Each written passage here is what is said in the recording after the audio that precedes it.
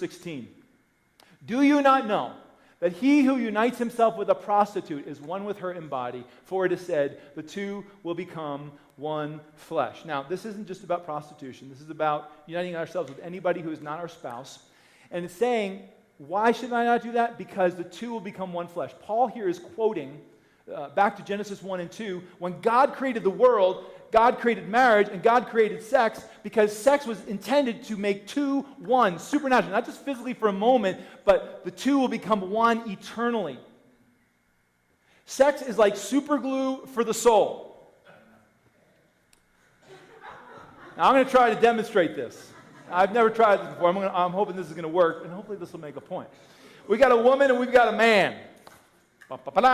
Two separate individual people. They're not one, right? They are two. They're still two, right?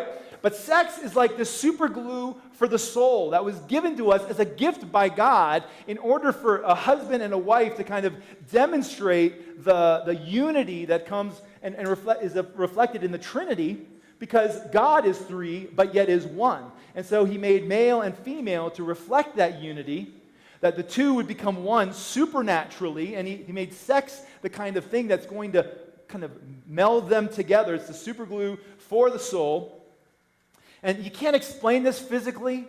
This isn't something that we can explain by physics or with science. I mean, this is something that can only be explained supernaturally.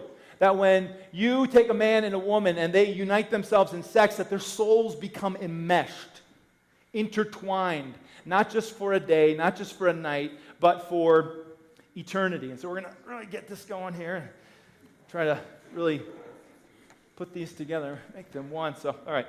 Now, what happens is then this couple that's been melded together by super glue, this is where the hard part comes, they're going to separate. You know what? It's just not working out. We're not married, so no harm, no foul, right? Let's just kind of separate and go our own ways. Oh, boy. We've got some damage already trying to pull these two apart. It's not an easy thing to do. I might need some help. I don't know. I'm going to try to pull these apart because it's not easy. Breakups aren't easy. It's not easy because this is supposed to be like forever. But here we are ripping these two apart, and it's not pretty at all. Because what happens is our souls have been enmeshed, and when we separate, a part of my soul is left on your soul, and a part of your soul is left on my soul.